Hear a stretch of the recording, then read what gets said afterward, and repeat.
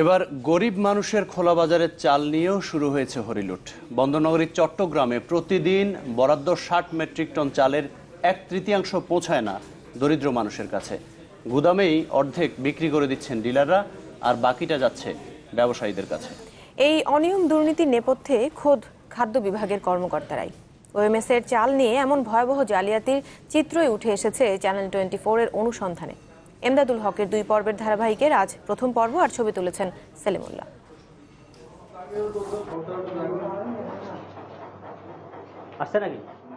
২৭ October দুপুর ৩টা, দৃশ্যপট চট্টগ্রাম নগরীর সদরঘাটে জেলা খাদ্য অফিস, যেখানে অনেকটা প্রকাশ্যেই ওএমএস এর এক ডিলারের কাছ থেকে কমিশন নিচ্ছেন খাদ্য পরিদর্শক শুভজিৎ দে।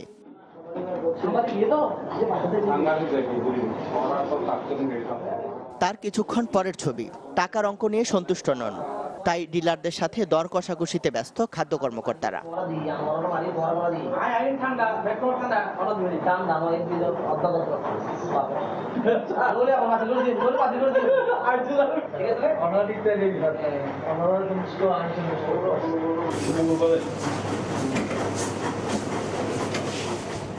মিনিট ৫ পরের চিত্র এটি, যেখানে চ্যানেল 24 এর ক্যামেরা দেখে নিজের কক্ষ থেকে সটকে পড়ছেন অবৈধভাবে অর্থ নেয়া খাদ্য পরিদর্শকরা।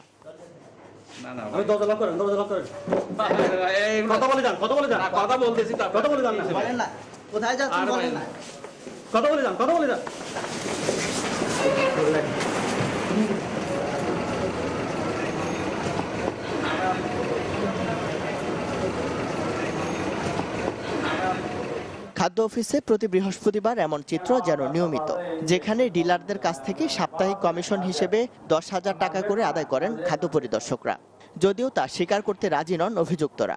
ডিলার যে আসছে, যে দেরি হয়ে গেছে ব্যাংকে টাকাটা জমা দেওয়ার জন্য ২৭,০০০ টাকা করে দেয় একটু, ঠিক আছে, ওই টাকাটা আমি নিয়ে করছি, ঠিক আছে। ইন্ডিয়ারা চালান জমা দিবে না ওরা, আজকের ইয়ার চালান তো জমার টাকা এগুলো আমরা নিচ্ছি নাকি, এরা তো দিচ্ছে দেখতেছে না গুনগুনে।